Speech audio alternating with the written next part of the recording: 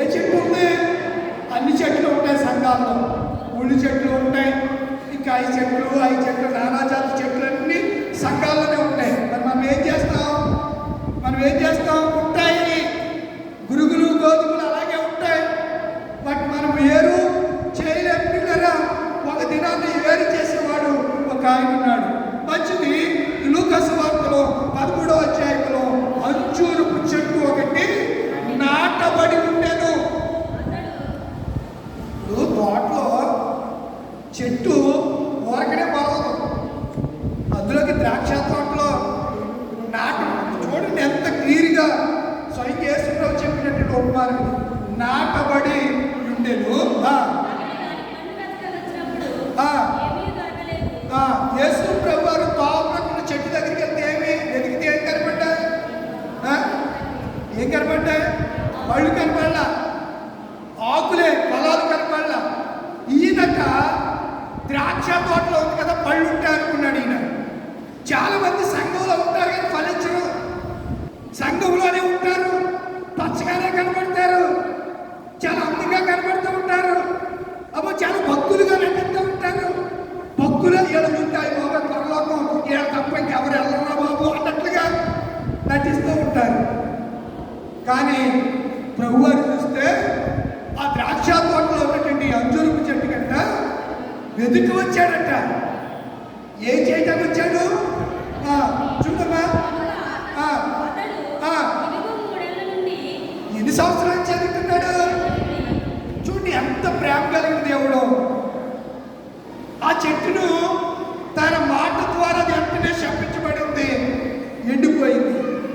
ఈ చెట్టు మీద ఆయనకి ఎంతో ప్రేమ, అదే సిలువ ప్రేమ. ఈ చెట్టు మీద ఆయనకి ప్రేమ ఉంది. ఎందుకు? సంఘములో ఉంది కాబట్టి. బయట ఉంటే నీకు అది కూడా ఎప్పుడూ ఎండిపోతుంది. సంఘానికి వెలుపులుంటే, సంఘాన్ని విడిచి తిరుగుతా ఉంటే నువ్వు ఎప్పుడూ ఎండిపోతావు. చాలా మందికి వాక్యం చెప్తూ ఉంటే నిర్లక్ష్యం, వెంటూ ప్రార్థన చేస్తాడు, కళ్ళు మూసుకోరు. దేవుడు సిలువ ప్రేమ చూపాడు కనుకనే ఈరోజు నువ్వు నేను ఇలా ఉన్నావంతే. అంజూరపు చెట్టు మీద ఆయన మాట్లాడినట్టుగా మాట్లాడితే మన పరిస్థితి ఏంటి? ఎప్పుడైనా ఆలోచించారా? ఆలోచించరు మీరు? ఆలోచించారా? ఎర్రోడా ఈ రాత్రి ఫినిష్ అన్నాడు, వెంటనే పోయాడా ఉన్నాడా? మన నేర్చుకున్నావా? బాగాలేదా? ఎనర్జీ తగ్గిపోయిందా? బాగాలేదా? ఏమైంది? చెయ్యాలి దెబ్బతిన్నదంటే ఏలు ప్లాస్టర్ వేసుకోవాలా? లేకపోతే బతకుల్ల సన్నంగా చెప్పుకొని ఈ చేతికి ఏం కట్టుకోవాలి? రబ్బర్ బ్యాండేజ్కి అది కట్టుకుంటే అప్పుడు చేతికి తగలదు. కాకు కొట్టడమే కాదు, మనం ఆ హెచ్చు మీద ఎందుకు కొట్టేస్తున్నా? జాగ్రత్త. ఇన్స్ట్రుమెంట్స్ వాయించేటప్పుడు కూడా నేర్పడతాను ఉండాలి. ప్రార్థన పూర్వకంగా సిద్ధపడ మంచిది. ఈ అంజూరపు చెట్టు 3 ఏళ్ల నుంచి ఏం చేయట్లేదు. ఇప్పుడు యజమానుడికి ఎందుకు అయి చెట్టాయి చేయాలి, దీనివల్ల ఏమన్నా చెట్లు ద్రాక్ష పాదులన్నీ అవి కూడా ఫలించలేదు. వాటి సారం కూడా వీడు పండడో పక్కోండి, వీడు బాగుపడ్డో పక్కోండి, వీడు రాడో పక్కోండి, వీడు పాడో పక్కోండి, వీడు ప్రార్థన చేయడం పక్కోండి, బ్రతికి ఎలా ఉంది? సర్లే నేనే ప్రేమ కలిగిన దేవుడు అని 3 సంవత్సరాల నుంచి చూచి ఆ కాసే కాపు దగ్గరికి, తోటమాల దగ్గరికి వచ్చి, అబ్బాయి ఏంటి ప్రతి సంవత్సరం వస్తున్నాను, ఖాతాదేమని చూస్తుంటే ఎదుగుతున్నాను, పైకి బాగా కనపడుతుంది, ఏంటి కాయలు కాయట్లేదు అని అడిగితే తోటమాల అంటాడు, అయ్యా ప్లీజ్ అయ్యా ఈ సంవత్సరం కొంచెం ఓపు పట్టయ్యా, ఈ సంవత్సరం కొంచెం వచ్చు అయ్యా, నేను చేయవలసిన పని నేను చేస్తాను అని చెప్పి ఏం చేశాడంట, నేను తవ్వుతాను, ఎరువేస్తాను, దానికి చేయవలసినంత చేస్తాను, నీరు పెడతాను, ఫలిస్తే సరే అప్పుడు నీ ఇష్టమయ్యా అని తోటమాల చేతులు ఎత్తేసాడు. తోటమాల ఏదెత్తాడు? చేతులు ఎత్తేసాడు. ఇంకా నీ ఇష్టం. అలా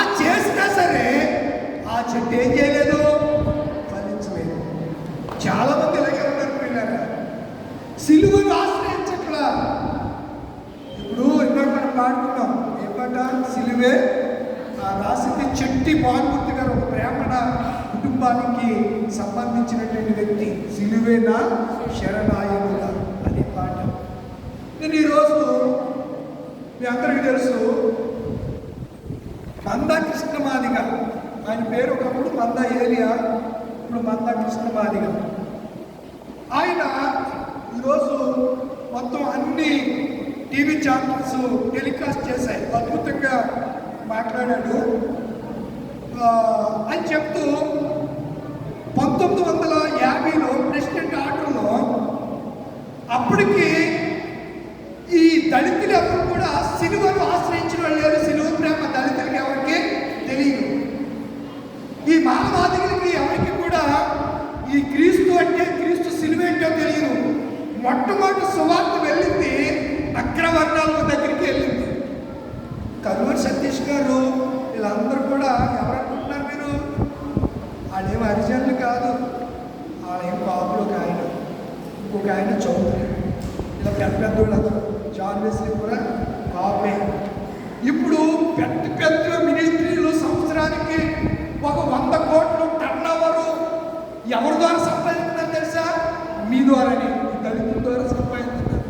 ఇప్పుడు దళితులకి రిజర్వేషన్ లేదంటే ఆ కార్పొరేట్ సేవకులు అక్కడ కూడా స్పందించట్లేదు.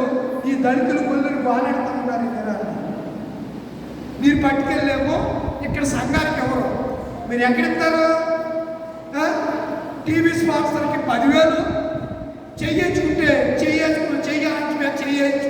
10,000, ఆయనతో ఫోటో దిగితే 10,000, ఖర్చు కొనుక్కుంటే 200, నూనె 10 రూపాయలు నూనె కొనుక్కుంటే 200. ఇవన్నీ మీరు ఎక్కడిస్తారు?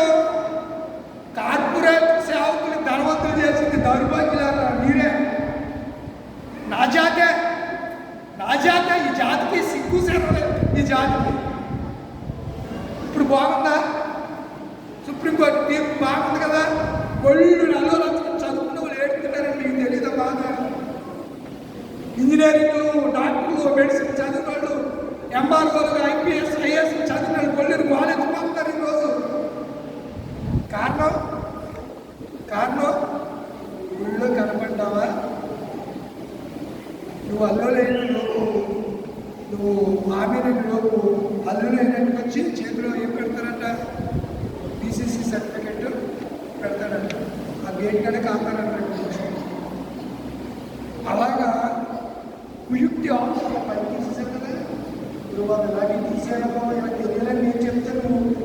మన ఆలోచిస్తే ఇలాగా ఒక గూడి పుట్టానే అయ్యి మన జాతిని అణిచేయాలని నాకు నిజంగా ప్రభులో ఉన్నాను కాబట్టి ఆ పాస్టర్ని ఎవరు మొక్క కింద నరికేయాలనిపించింది నాకు. కేసు వేసుకోండి. 10 సంవత్సరాల నుంచి పెద్ద సంఘం కట్టుకుని కొన్ని కోట్ల రూపాయలు సంపాదించేసి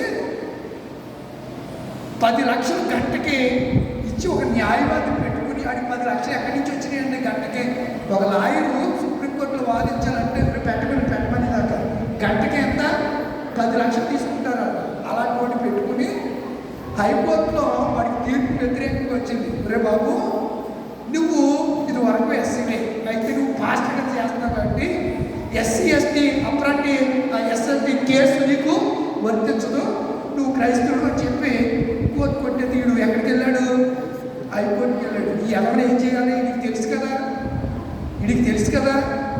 హైకోర్టు నుంచి సుప్రీంకోర్టుకి వెళ్ళాలని తెలిసింది ఎలాగే వెళ్ళకూడదని కూడా తెలియాలి కదా. అంటే వీటిని ఎవడు మ్యానిపులేట్ చేసాడండి మనకు వ్యతిరేకంగా? ఆ రోజు హామానును ఏ రీతిగా అయితే కొంతమంది వ్యక్తులు, ఆ వ్యక్తులంటే అందులో వాడి భార్య కూడా ఉంటాయి. హామాన్ని యోధా జాతికి వ్యతిరేకంగా ప్రేరేపించే వాళ్ళు ఆ హామాను భార్య కూడా ఉంటాయి. అది మహమ్మద్ ఉన్నాడు అందులో. ఆ కుటుంబీకులు చాలా మంది ఉన్నారు. నీకు ఎందుకు వద్దుకండి? రాజు ఏం చేస్తాడు? ఉరి తీసేస్తాడు. నువ్వు 50 మూరలు ఊరిపోయి తయారు చేసి అని చెప్పి నాన్న అది చెవులో రోజు జోరేకలాగా మొదలెడితే ఆడు మొత్తానికి ఏదైతే ప్లాన్ అమలు చేశాడు. కానీ దేవుడు కలుగుతాడు. ఇది కూడా దేవుడు మనకి సాయం చేస్తాడు. దేవుడు నాకి భయం కలుగుతుంది.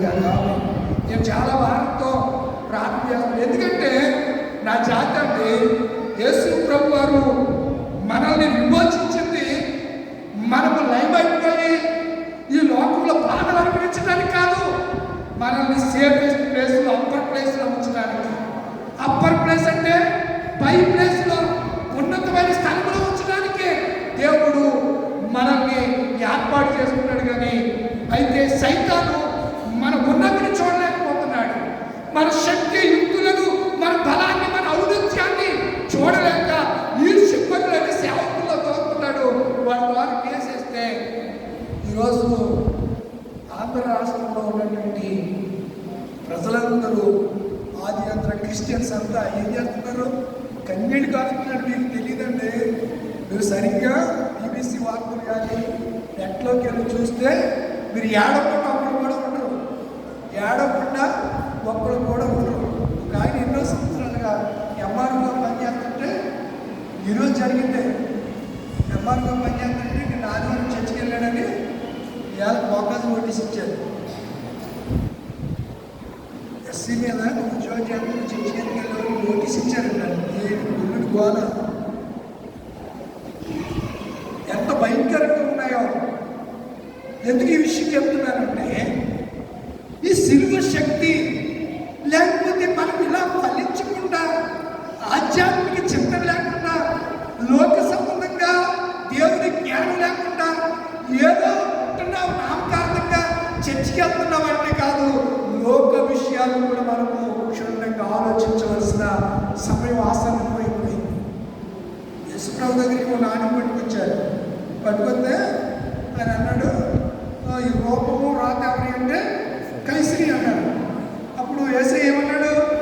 కైసరికి నాకు దేవుని అంటే నువ్వు భూమి మీద ఉన్నావు. భూమి మీద ఉన్నప్పుడు నీకు పోరాటం అనేది తప్పదు. నువ్వు వెచ్చించవలసింది, నీ ఇవ్వాల్సింది ఇచ్చుకోవాలి. కొన్ని విషయాల్లో మనం చాలా స్టామినీగా ఉండకపోతే, బలంగా ఉండకపోతే, శక్తివంతులుగా ఉండకపోతే, మన శక్తిహీనతను చూసి అవతలోడు మనల్ని సులువుగా మనల్ని బలహీనపరిచేస్తాడు. అసలే బలహీనమైనటువంటి మనం ఆర్థికంగా బలహీనం కానీ ఆధ్యాత్మికంగా బలహీనం కాదండి. ఆర్థికంగా బలం లేదు మనకి. కోట్ల రూపాయలు మన ముత్తాతలు సంపాదించలేదు. మనకి వేల కోట్లు సంపాదించి మనకి ఇవ్వలేదు. మనం ఒక బ్యాంకుకి వెళితే 1 లక్ష రూపాయలు లోన్ కావాలని అడిగితే వాడు 100 సంతకాలు అడుగుతాడు, 100 సూర్యుడిని తీసుకురామంటాడు. కానీ ఉన్నవాడికి లక్షల కోట్లు పంపిస్తుంది బ్యాంకు. ఆడు ఎక్కొట్టేసి ఎక్కడికైనా వెళ్ళిపోతే పేద ప్రజల రక్తాన్ని పిండి ఆ డబ్బులని మనం కడుతున్నాం. మీకు తెలియదు ఆ సంగతి. బ్యాంకులకి ఎక్కొట్టేసిన వాడు బాకీలని ఎవరు కడుతున్నారు? పేద ప్రజలు కడుతున్నారండి. పేద ప్రజలు. నా ప్రియమైన దేవుడు పిల్లలారా, మనల్ని ఎంతగా అణచివేయాలని చూస్తున్నారో దేవుడు మనల్ని అంతగా శక్తిమంతులుగా, సిలువ సాక్షిగా యేసు సిలువను సిలువపోయుచు ప్రకటించెదను. సిలువ సాక్షిగా యేసు సిలువను సిలువపోయుచు ప్రకటించెదను. ఇదే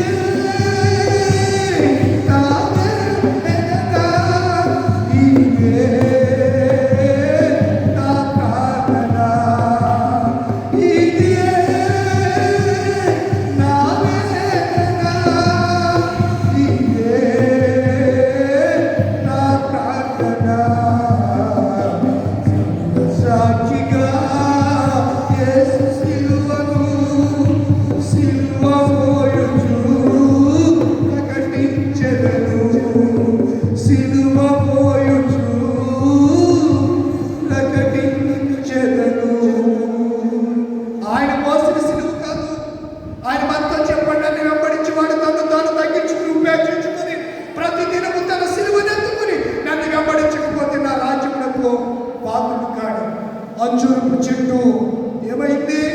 ఒక చెట్టు శపింపబడింది మాట ద్వారా, ఒక చెట్టు నరకబడింది. తోటలో ఉన్న చెట్టు ఏమైంది చెప్పండి? నరకబడింది. త్రోవ ప్రక్కన ఉన్న చెట్టు ఎండిపోయింది. మాట ద్వారా ఎండిపోయింది. నరకాలంటే ఏం కావాలి? గొడ్డలి కావాలి, ఫలమిచ్చుటకు నన్ను